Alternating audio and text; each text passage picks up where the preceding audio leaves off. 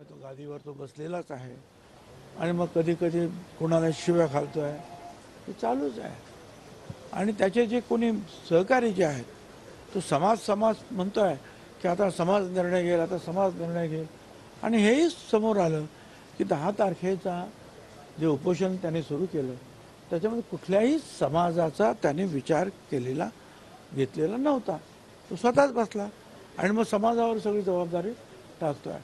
तर त्याचे जे काही समाज समाज म्हणून जे आणि जे काही लोक असतील जवळपास, त्यांनी सुद्धा विचार करायला पाहिजे की आता किती दिवस ह्या अशा रीतीने अशांतता ह्या राज्यामध्ये माजवायची आहे. त्याचाही विचार केला पाहिजे आणि शांत राहिलं पाहिजे. काय तुम्हाला म्हणायचं ते मुख्यमंत्र्यांना, उपमुख्यमंत्र्यांना, आमदारांना भेटा, काय त्याच्यामध्ये लक्ष घातलं जाईल. पण भुजबळ साहेब, एकीकडे तुम्ही वैयक्तिकरित्या हा संपूर्ण स्टँड जो आहे तो तुम्ही समोर मांडतात, परंतु सरकार म्हणून अजूनपर्यंत कुणी अधिकृतपणे ह्या सगळ्या संदर्भात बोलत नाहीये. खरं तर वेगळं स्वतंत्र आरक्षण मराठ्यांना दिलंय, परंतु जरांगे पाटलांची मागणी आहे की आता ओबीसीमधनंच सरसकट आरक्षण द्यावं, सगळे सोयऱ्यांचा कायदा करावा, परंतु त्यावरती सरकारकडनं अजून भाष्य येत नाही अधिकृतरित्या. तर करतील ते भाष्य.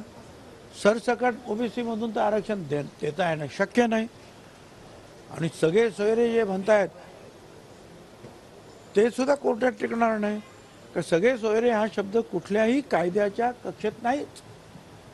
कुठल्या धर्मशास्त्रात नाही, हिंदू नाही, मुसलमान, सिख, इसाई, कुठल्याही धर्मशास्त्रामध्ये नाही, कुठल्याही केसमध्ये हा शब्द नाही.